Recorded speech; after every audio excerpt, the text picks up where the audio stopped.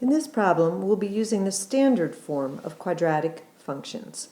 So we're to use our graphing calculator to find the vertex, the equation of the axis of symmetry, horizontal intercepts, vertical intercept, domain, and range of the function. Our function is f of x equals 1/2 times the quantity of x minus 2 squared minus 3.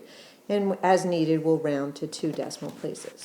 So the first thing is to find the vertex. And because the function is in standard form to begin with, we can use the fact that the number inside the parenthesis, x minus h, in our case 2, would be the x-coordinate of the vertex, plus k, which in our case would be -3. So let's write that down. Our vertex then is the point 2, comma, -3.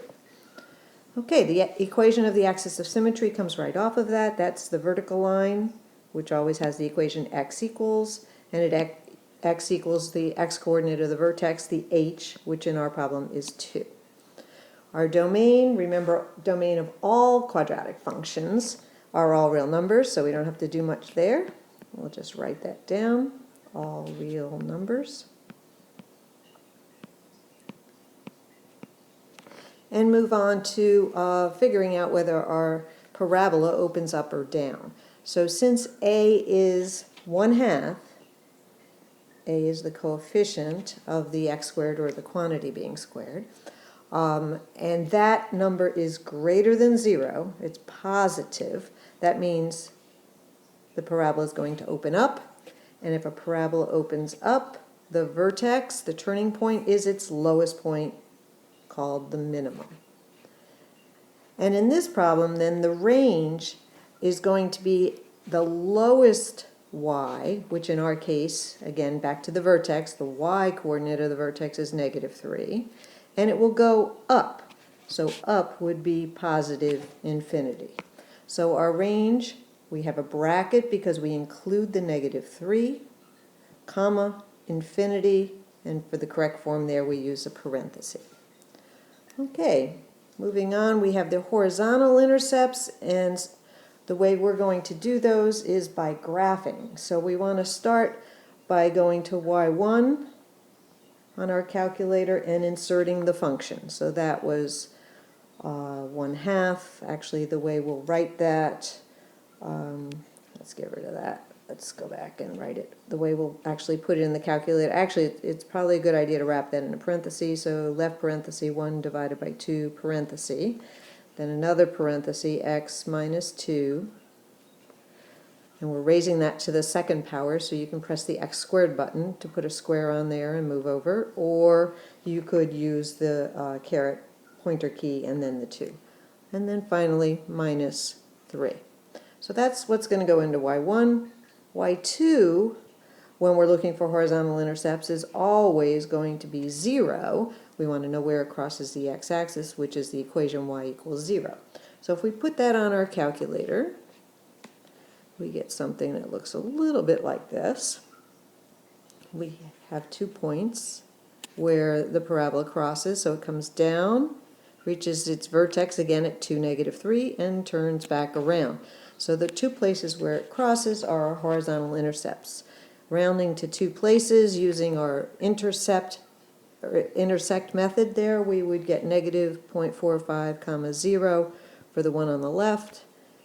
And if we move the cursor to the right of the vertex when we do it the next time, we would get the 0.45, 0. So our horizontal intercepts, I'll just rewrite them over here, -0.45 or 45 hundredths, 0, and 4.45 or 4.4 and 45 hundredths, 0. Okay, well, we don't have much space to work out the vertical intercept, so I'm going to actually come down over here and work that. So again, vertical intercept, y-intercept, that's when x equals 0. So we're going to find the function's value when x equals 0. So we're going to put 1/2 and then insert the 0 instead of the x, -2 inside the quantity that's being squared, -3.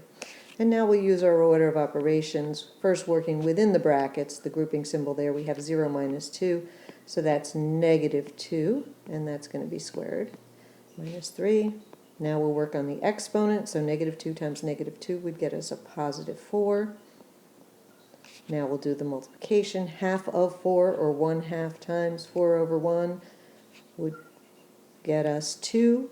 And then finally, the subtraction, 2 minus 3 gets us negative 1. So our vertical intercept, coming back up here to the space, it's kind of cramped, but we'll put it in there, 0 for the x. We input 0, and we got an output, or f of x, a negative 1. So 0, negative 1. Now we're to put all this information on our graph.